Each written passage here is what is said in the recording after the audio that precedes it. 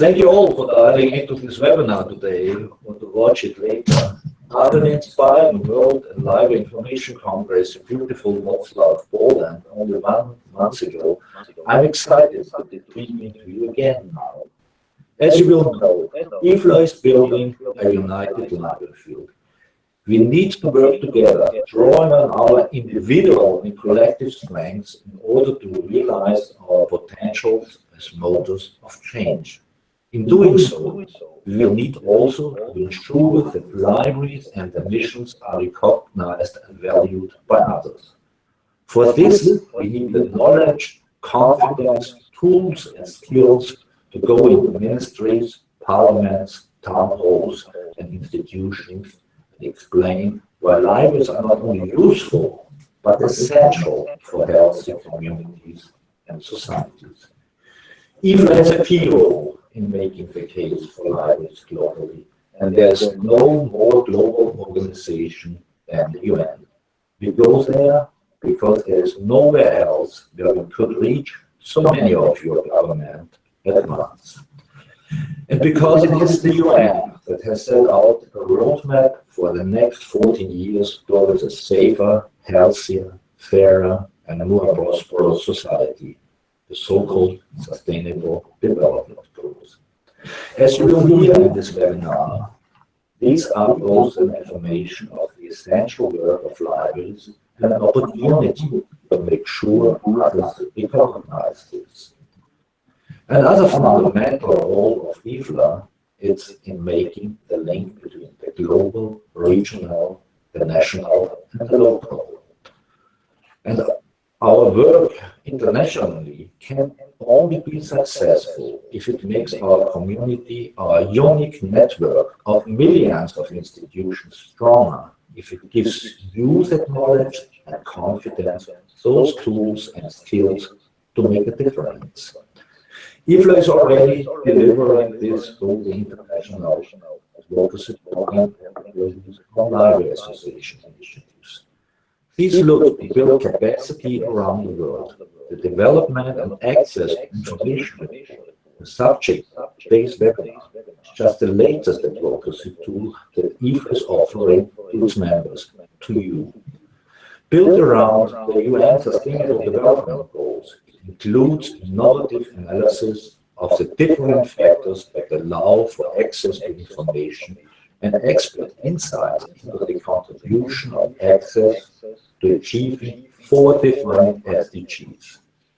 By highlighting the importance of access to information, meaningful access to information for development, it explains the missions of libraries in terms that policymakers can understand from the United Nations to the smallest village.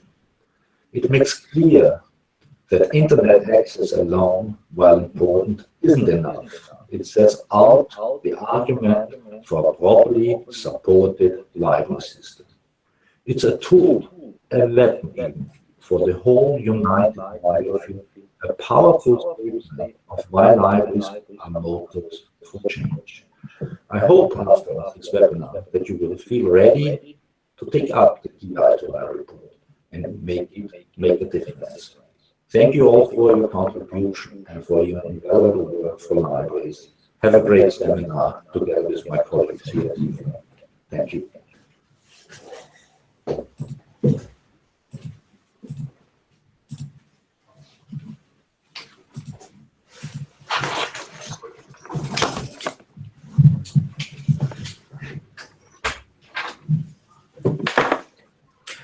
So, hello everybody.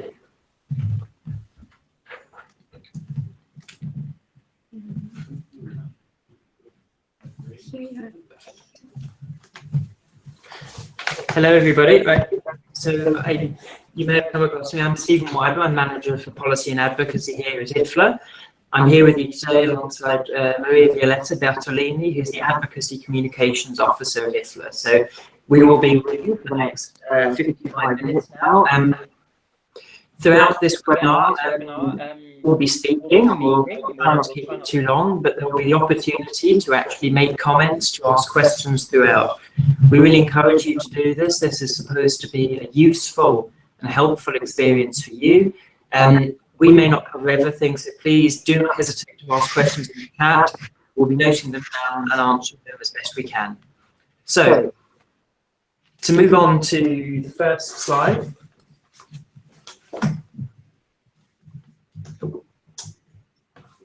So we're just getting on to the first slide. So, as many of you will be aware, the United Nations 2030 Agenda was adopted 2 years ago, setting out 17 goals, 169 targets, and 232 indicators to monitor progress towards 2030. While, of course, the objective, improving the lives of all, transforming the world for the better, is not new, the 2030 Agenda is something different. Rather than simply promoting change in different policy areas, the 2030 Agenda underlines that there are interconnections and crossovers. For example, improved gender equality in education will support economic growth, while more sustainable production will reduce the pollution that is harming agriculture. Rather than simply setting out goals and then hoping that change will happen, the 2030 Agenda sets up a robust monitoring framework with a set of 232 indicators measuring progress against the 169 targets. Every year there is reporting against these, with many member states volunteering to report on how they are doing at the UN's high-level political forum. Rather than talking only about what governments are doing, the UN 2030 Agenda promotes development as a right. The individual, all individuals, have a right to better lives and more sustainable livelihoods. Development has to be delivered in a way that really means something for people and communities. So, first of all, in addition to this innovative, more holistic approach, there's something else special about the 2030 Agenda. Following more intensive engagement by IFLA and partner organisations, the final result, agreed in 2019, represents a real affirmation of the role of libraries. It does this in a number of ways, which we will discuss, but most importantly, it underlines that access to information is essential for development. When people are able to find, understand, and use information, they can take better decisions about their own lives and the lives of those around them. They can connect with others, near and far, and build new communities and networks. They can create and innovate, producing new ideas and knowledge. This is exactly what libraries are there to do. The reference explicitly to access to information comes under SDG 16, which focuses on essential cross-cutting drivers of development alongside peace and justice. By including it, all of the UN's 196 member states, and so yours included, made this a core objective. In including access to information, governments accepted the key argument of the Lyon Declaration, with which many of you may be familiar. This is an advocacy document that was used to positively influence the context of the UN 2030 Agenda. It was drafted by IFLA and a large number of strategic partners in the library and development communities in 2014, and was signed by 604 organisations from all over the world. The declaration states that access to information supports development by empowering people to exercise their civil, political, economic, social and cultural rights, learn and apply new skills, make decisions and participate in an active and engaged civil society, create community-based solutions to development challenges, ensure accountability, transparency, good governance and empowerment, and measure progress on public and private commitments to sustainable development. In doing so, it underlined that we need to understand access to information more broadly. This access had to be meaningful. It couldn't just be about reading. People had to be able not only to find information, but also to understand it, to use and share it, to use this information that's necessary to promote sustainable development and democratic societies. But this is not the only reference in the SDGs to the core missions of libraries. A further 4 areas of library strength are featured in the SDGs. There's an ambitious target for youth literacy under SDG 4. Libraries clearly have a major role to play here, especially when local education systems are underfunded and underperforming, or where young people need additional support. We know well from OECD figures that reading outside of school can be associated with up to a year's advance in literacy skills over children who do not read. There's SDG 9, which highlights both innovation and internet access. Here too, libraries have a key role in providing safe and free access with the support necessary to help those who may be uncomfortable online to get the best out of the web. 7 million adults a year in Europe alone go online for the first time in libraries. SDG 11 focuses on cultural heritage as a means of building sustainable cities and communities, calling on governments to invest in effective safeguarding activities. As IFLA has underlined, libraries have a core role in both preserving our past and in making it accessible to our communities.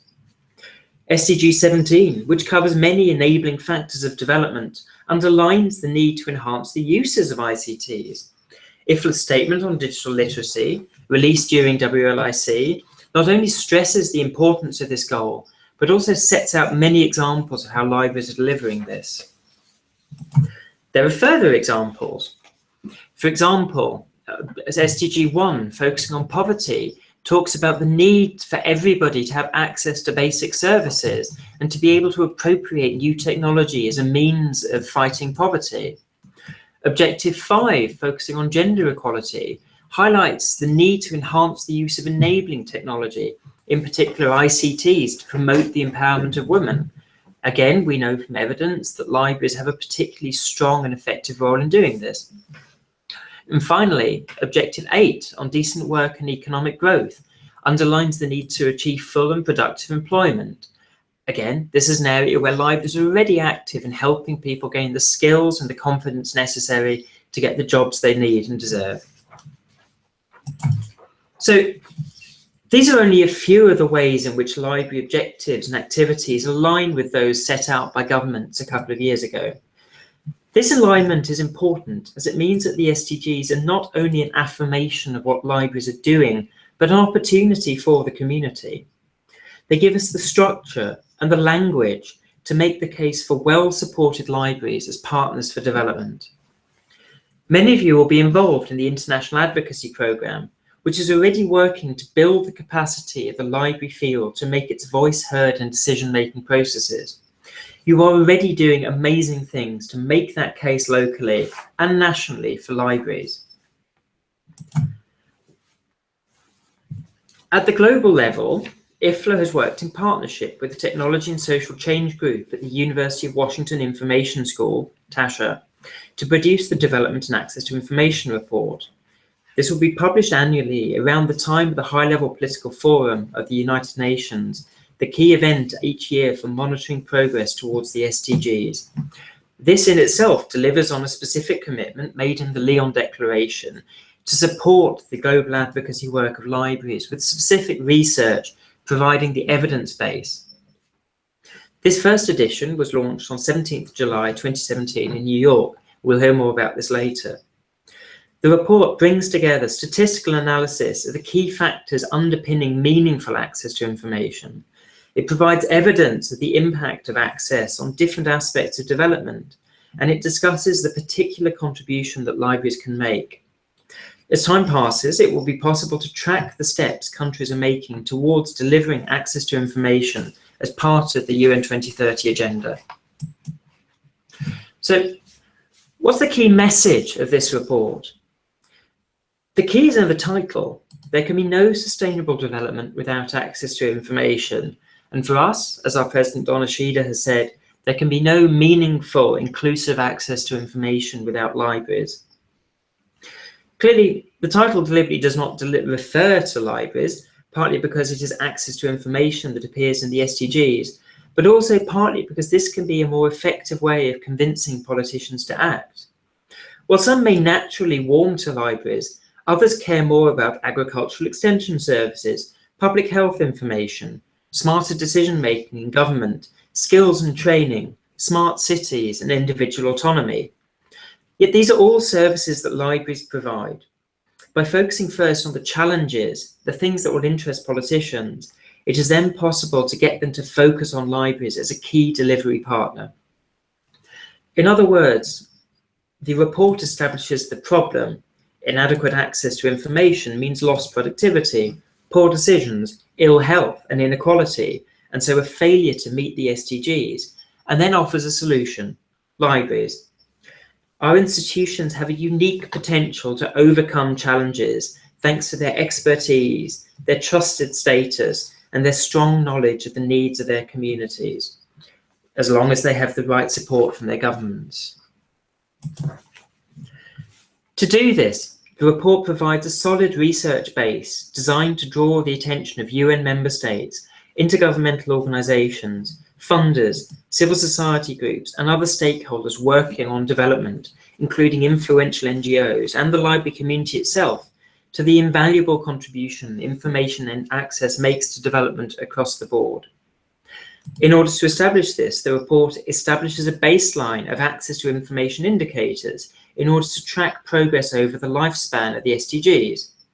It highlights how libraries are well placed to support achievement of all of the SDGs through access to information, raising the visibility of the sector with external partners and making it easier to form partnerships at a national level.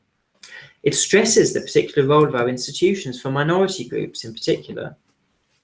The report also examines the different ways in which access to information and libraries are contributing to advancing the SDGs, focusing specifically on the priority areas identified by the high-level political forum each year. In doing so, it's important to remember that access is more than just finding or reading a book. For the Development and Access to Information project as a whole, access to information is defined, as you can see on the screen, as the rights and capacity to create, to use, and to share information in ways that are meaningful to each individual, community, or organisation. While the value of information access has been demonstrated in many settings, the adoption of the UN SDGs and the corresponding 2030 Agenda provide an opportune moment to consider the broader relationship between information and development. So, what's the framework of the DA2I report? As underlined, access to information has a number of dimensions. Similarly, the ability of information access to contribute to sustainable development is influenced by a combination of structural factors, both policies and physical infrastructure, but also human and social factors, such as usage, population characteristics, and skills. The DA2I report, therefore, proposes a framework to describe 4 interdependent dimensions that influence access to information and its ability to advance the SDGs. Firstly, information and communications access infrastructure, the connectivity and material resources that establish the physical connection to information. There is the social context of use, the variety of local, cultural factors that shape the way users engage with information. There are capabilities, the body of functional knowledge, skills and resources a population develops over time that shape the nature of how information is used or not used. There's the legal and policy landscape, the policies and regulatory frameworks that promote or hinder connectivity, affordability, inclusiveness and rights. Here we can include things such as spectrum management, universal access funds, copyright, freedom of speech, privacy and security. The DA2I framework itself is substantially informed by existing research, such as Burnett and Yiger's 2005 work on information life world, combined with elements from UNESCO's Media and Information Literacy Access Assessment Framework. The DA2I work also reflects a general consensus among practitioners, researchers and informed policymakers that access to technology alone is not enough to build inclusive and participatory societies. So in order to build the baseline, the set of indicators, the team working on the DA2I project went through a long process of trying to find out, well, which are the indicators, what are the data, the established figures that can help us understand what is going on, how are countries doing.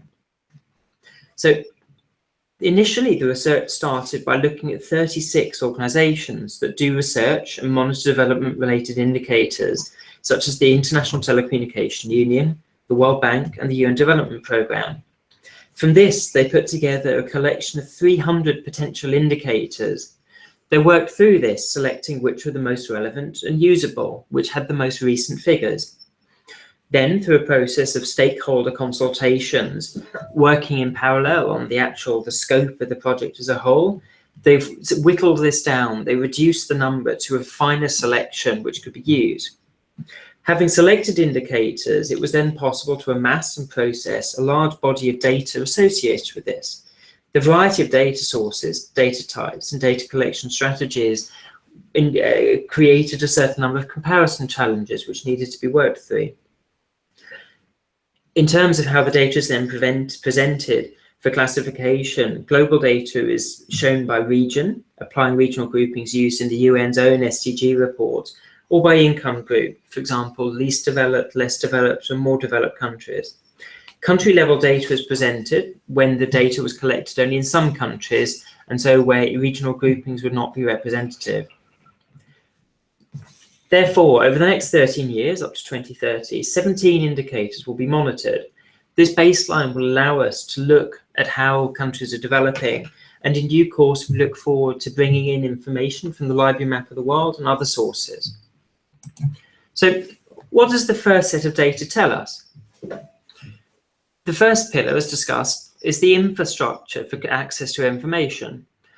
The main figures we've looked at here look at issues around internet connectivity.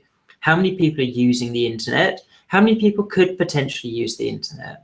So, starting with data from the ITU for 2015, we can see that almost 45% of the world's population were online. If you look at the graph, you can see the blue dots, the top dots for developed regions, are normally quite a lot higher. If you look at the column on the left, you can see that 78% of people in developed countries were online. However, in developing regions, the second row, the green dot, only 36.5% were online. This means that in the world as a whole, almost 45% of the population were online. What perhaps is interesting is that the number of people who could get online is considerably higher, nearly 94% in developed countries and nearly 80% in developing countries. Significantly, this means that a lot of people who could get online aren't currently. Affordability of mobile services and devices is clearly a challenge. As you can see from the on the screen, clearly the cost of mobile subscriptions changes. For example, in sub-Saharan Africa, mobile broadband costs almost 40% of monthly gross national income. Clearly, with costs this high, it's not possible for people, even if they are covered by relevant networks, to get online. A second pillar is around capability. So, who is using the internet and for what purposes? Statistics collected for the report, which you can access in the full book, show that actually people less developed use social networking sites more frequently than those in developed ones. Similarly, they also use the internet more for online courses. These are interesting statistics suggesting different patterns of usage from one region to the next. It will be interesting to look at the reasons for this. At the same time, only 39% of people in less developed countries use the internet to access blogs, forums, or discussion sites. These can be key means for taking, sharing, and creating information between people. There's also, under the question of who is using the internet, a major issue around the development gap, around the gender gap. It's a positive thing that almost 40% of women in less developed regions are now online. However, this compares to 80% in more developed regions.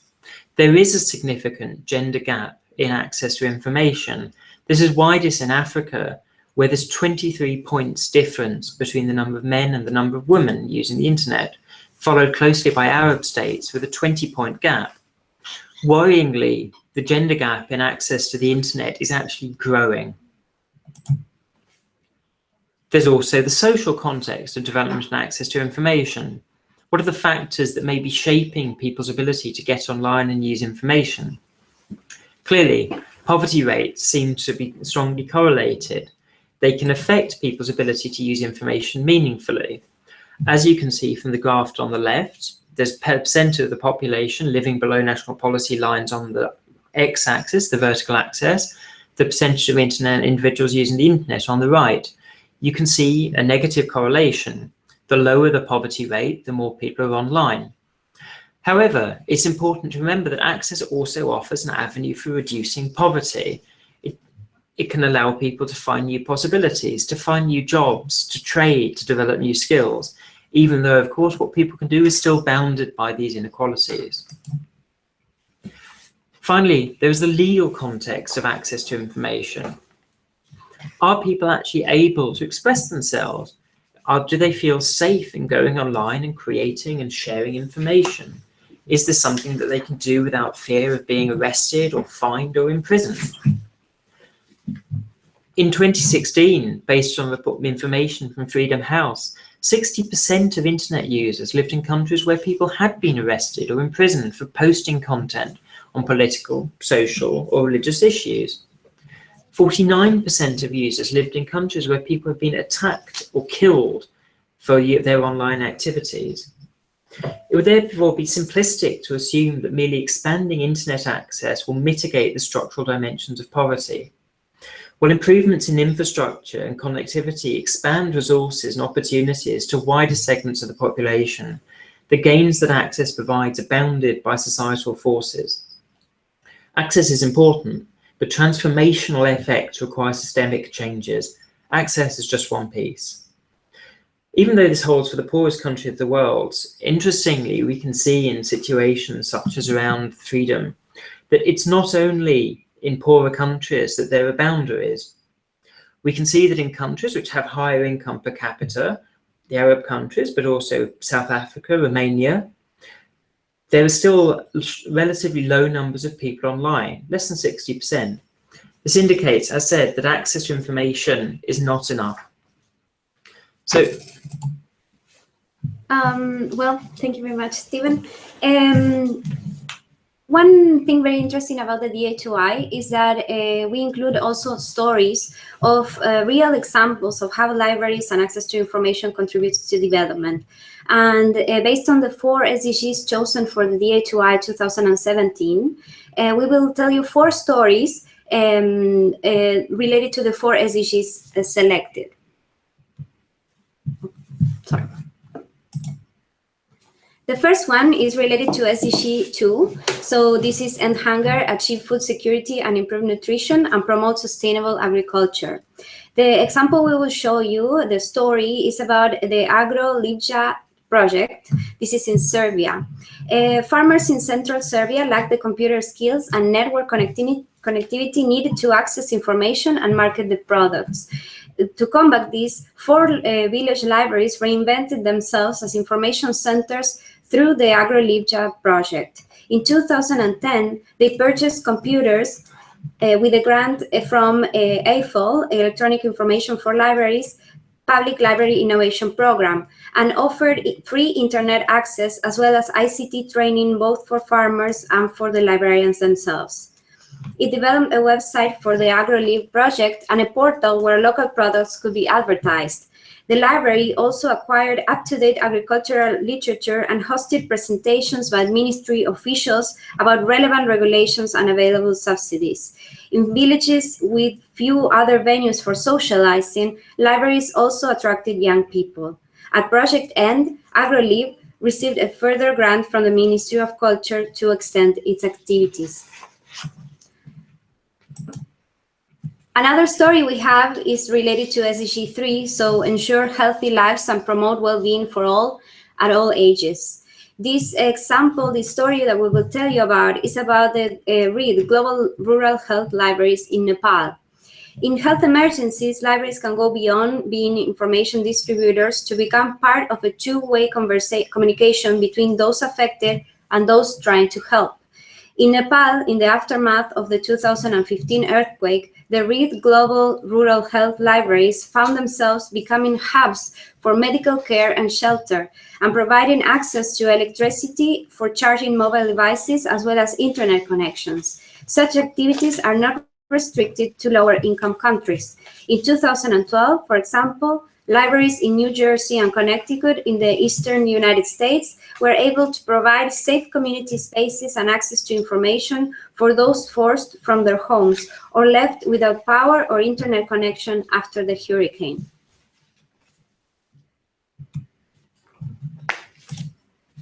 Another story we have is from the SDG 5. This is achieve gender equality and empower all women and girls. The example we will show you is from another area of the world, is from Latin America, so infocentros from Chile. Chile has a network of some 400 library-based infocenters, and they offer free public non-commercial access to the internet with a special effort to ensure gender balance. Special efforts are made to ensure women, as well as other vulnerable groups, were able to make use of this service by providing a safe, secure, and non-judgmental space for information gathering. Indeed, while overall internet use in Chile is balanced between men and women, 65% of those enrolled in the free information technology classes were women. These classes also did not force women to use their skills in one way or another. Infocentros are women-friendly, as opposed to cybercafes, where majority of users are male. Access is provided for wheelchairs and baby strollers. Female users can talk and help each other, as well as get help from the most often female directors of the centers in a way that they couldn't from and with men. The center becomes a meeting place for women where they use their social resources for information empowerment. Lastly, we have one more example from the DA2I, and this is related to SDG 9, build resilient infrastructure, promote inclusive and sustainable industrialization, and foster innovation. And this example comes from Europe. It's about a business and intellectual property center. High quality, publicly available information can also be a significant factor in the success of small businesses and self-employed people, helping them to innovate and adopt more efficient practices. In 2006, the British Library opened a business and intellectual property center in London to provide specialized support for small businesses. The center offers users access to a comprehensive collection of databases and publications, plus a program of practical workshops, one-on-one advice sessions, and inspiring talks. The center has been extraordinarily successful. Over the past decade, more than 500,000 people have used the service, including more than 60,000 visitors in 2016. Many other libraries are following suit, recognizing the potential advantages for small businesses in having access to information. So this is just a teaser of what the DA2I is. We try to show you the genesis of this project, the ideas and the messages behind the DA2I, also the methodology that was used to build this report and that will be used during the years to keep gathering information, and also some of the essays that are in this report that will help you and more qualitative, that provides more qualitative information about how access to information and libraries promote development. So we really encourage you to go and to the DA2I website. Here in the screen you will see the URL. In this website you will be able to download the report, fully available in PDF in different, only the full report, and also all the chapters separated if you're interested in a particular topic. Another thing that is available, as you know, the DA2I is in English, but we have executive summaries in the 7 official languages of IFLA. So you can download these files. These are much shorter, and you can distribute these files, these executive summaries, with your community, with when you go to meetings, with government officials, or in your activities of advocacy and awareness raising. Another element that, as you saw, Stephen told you about a lot of data that is available, and this is just a small portion of what is available in the DA2I. So we wanted to make sure this was also separated from the full report, because as you know, the project of the DA2I is to monitor, and that if we separate the data from there, we can compare from year to year. So the fact sheet, the DA2I fact sheet, has all the data and key facts for you to know that you can also use in your advocacy and awareness raising efforts. especially for IFLA members and for the library community at large, we have created a DA2I leaflet. This leaflet has basic information about how this project started, what does it mean, what are what is the framework of the DA2I, and gives you some ideas of how you can use it in your own country.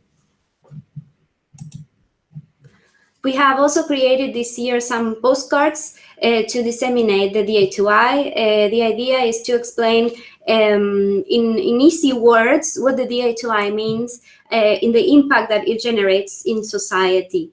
So it gives examples. These are related to the SDGs covered by the DA2I 2017 and also by the SDG 16 that is key for libraries, as Steven mentioned. Another tool that you might be, you for sure know about it, it's a IFLA toolkit. This was published originally in 2015 before the Agenda 2030 was approved. The idea was to take the opportunity and start working to get libraries in the national development plans. This hasn't stopped. We continue doing this work. So for this reason, we have updated this toolkit, including the DA2I as well, and some other materials and news that will be useful for your work. So, as you know, IFLA was at the high-level political forum this year. The DA2I was launched there. The high-level political forum is the United Nations central platform for follow-up and review of the 2030 Agenda for Sustainable Development and the Sustainable Development Goals. It provides for the full and effective participation of all state members of the United Nations and state members of specialized agencies. The HLPF, that's the acronym for High Level Political Forum, in this year focused on SDGs 1, 2, 3, 5, 9, and 14. And this is very important for the DA2I since, as you know, we try to pick SDGs that are focus of the High Level Political Forum each year. As part of its follow-up and review mechanisms, the 2030 Agenda for Sustainable Development encourages member states to conduct regular and inclusive reviews of progress at the national and subnational levels, which are country-led and country-driven. These national reviews are expected to serve as a basis for the regular reviews by the high-level political forum meeting under the auspices of ECOSOC. As stipulated in the paragraph 84 of the 2030 Agenda, regular reviews by the HLPF are to be voluntary, state-led, undertaken by both development and developing countries, and shall provide a platform for partnerships, including through the participation of major groups and other relevant stakeholders. This is very important for IFLA and for the library community, of course. The voluntary national reviews aim to facilitate the sharing of experiences, including successes, challenges, and lessons learned, with a view to accelerating the implementation of the 2030 Agenda. The VNR, voluntary national reviews, also seek to strengthen policies and institutions of governments and to mobilize multi-stakeholder support and partnership for the implementation of the Sustainable Development Goals. Indeed, many will include civil society representatives in their delegations in order to underline this point. The VNR countries are expected to submit comprehensive written reports and main messages summarizing their key findings. While there is no standard format, they offer an opportunity to encourage member states to fulfill their commitments. In 2017, there were 43 national reviews. So 43 countries volunteered to be reviewed. And this is very important for us because we have an opportunity when a country is in a process of being reviewed, we can try to be there and show them that we can also contribute to this and how we are contributing to development and how eventually we can also contribute to data that will show the progress towards the SDGs. As you can see, we have this is a map of the distribution of the voluntary national reviews, and it's pretty equal in all regions. and this will change year by year. So as I mentioned before, IFLA was very, very active this year in the HLPF, not only because we were launching the DA2I report, but also because we were participating in the sessions and trying to be there and making the voice of libraries and our voice heard. You can see in this picture, we were there advocating our president, Donna Schieder. The IFLA leaders representing 4 regions from Africa, Latin America and the Caribbean, Europe, and Asia and Oceania. Also, we had the executive director of the African Library and Information Associations and Institutions, AFLIA, and mentor of the ILP. And then from the IFLA staff, Stephen Ingrid, manager of development programs, and myself. The first of the activities we had at the high-level political forum was a side event, which is very, very interesting for us because the side events at the HLPF are very, very solicited, and it's a very hard competition. And this year, 147 side events took place, and one of them was from IFLA. So we have to be very proud about that. The side event took place on July 11.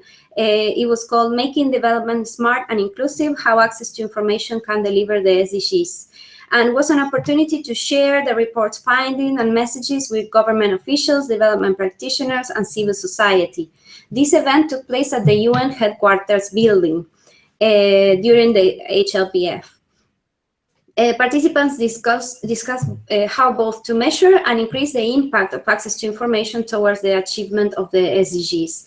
IFLA President Donna Schieder, alongside Maria Garrido from the Technology and Social Change Group, our partner in the DA2I, Nancy Hafkin from Women in Global Science and Technology, one of the authors of the essays of the DA2I 2015, and Quinn McHugh, Deputy Executive Director, Article 19, an NGO that is partner of IFLA in all advocacy work towards access to information, set out the report's key arguments: that access to information is a precondition for development across the board, and that for this access to be meaningful, it requires investment and support.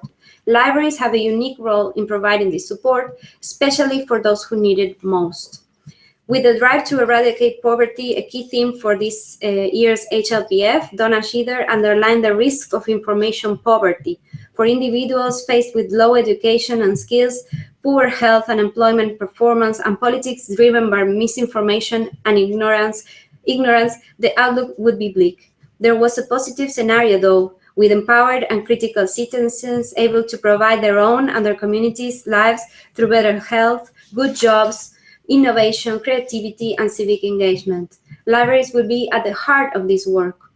Maria Garrido, she is principal researcher of TASCHA. She set out the indicators chosen by the DA2I report, focusing on different dimensions of access: technical, skill-based, cultural, and legal.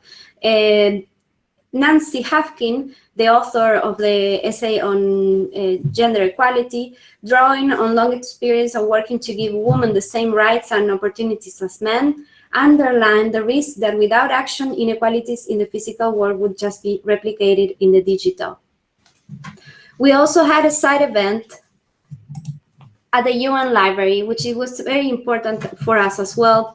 This event took place on July 13 at the Dag Hammarskjöld Library of the UN, and the title was 2030 Vision, How Libraries Support the UN's Work on Sustainable Development.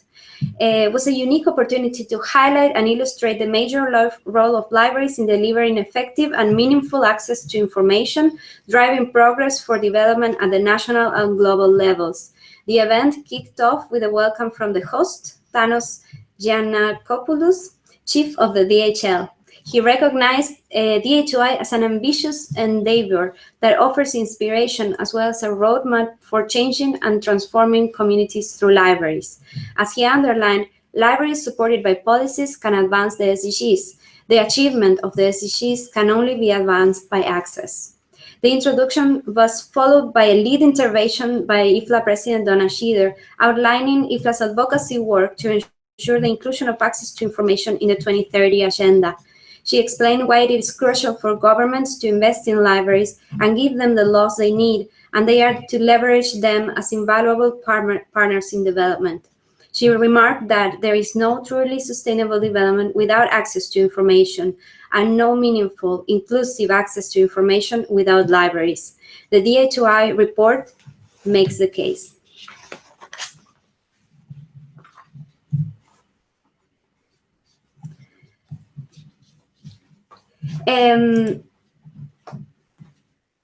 Another important point of the during the high-level political forum was the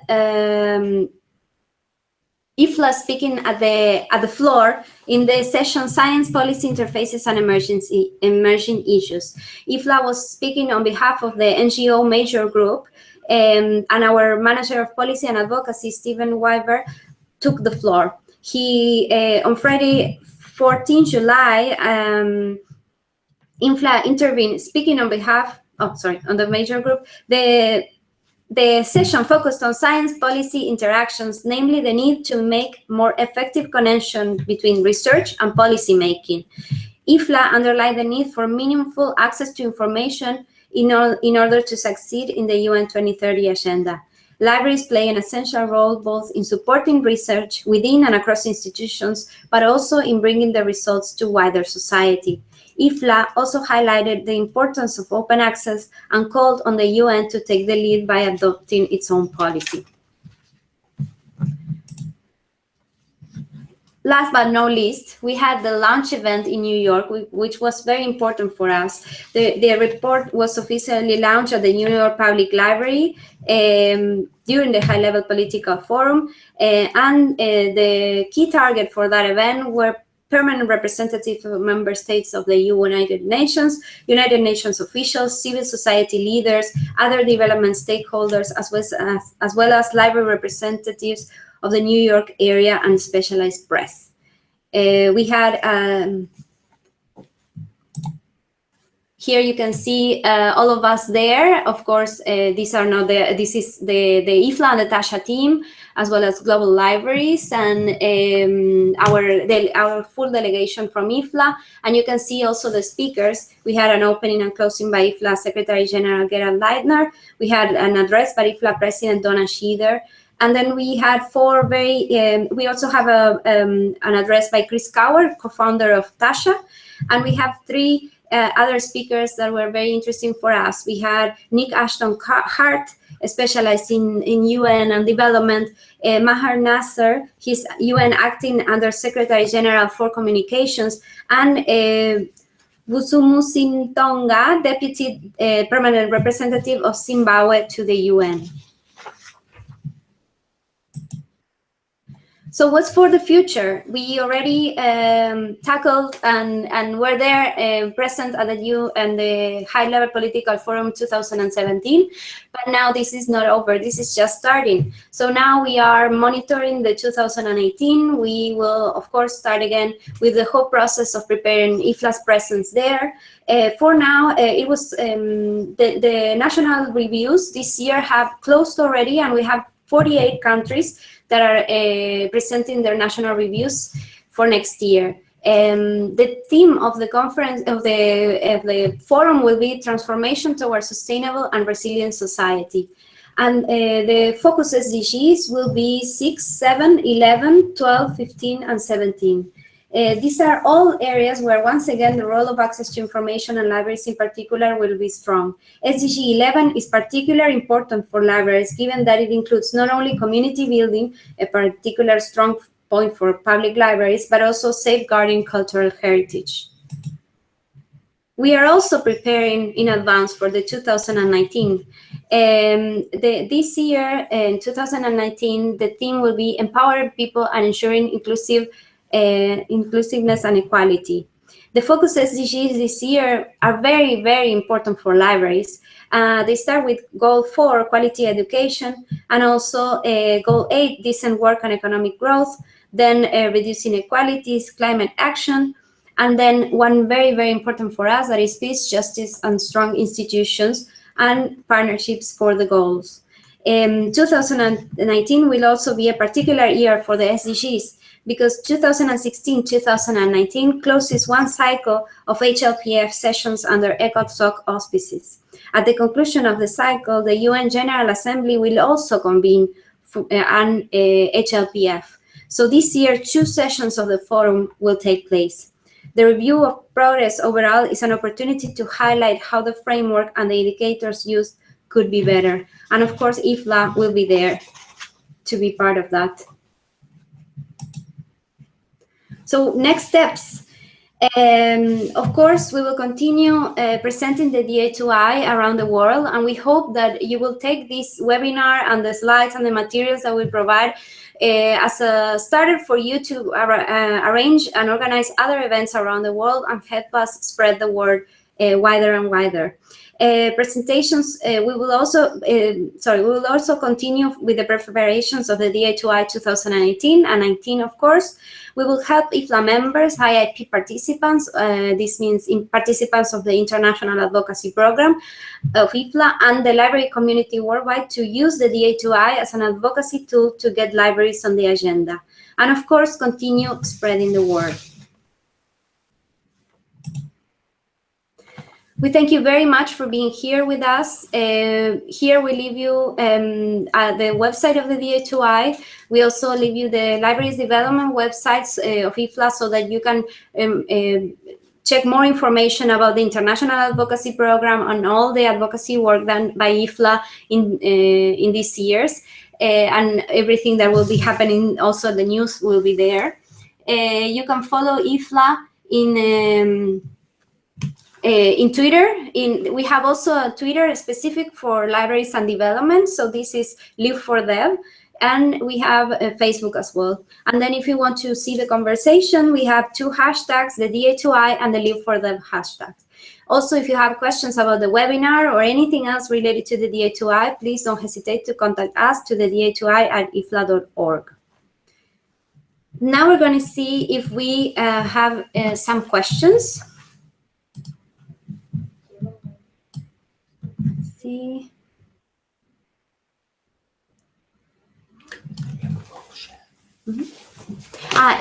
Just to confirm, we will share the recording will be available right after the webinar finishes, and we will share as well in the same page where you access here to the webinar. We will share the slides that you can then reuse. As you know, today we will have 2 more webinars, one in French right after this one, and one in Spanish in the afternoon at 5 p.m.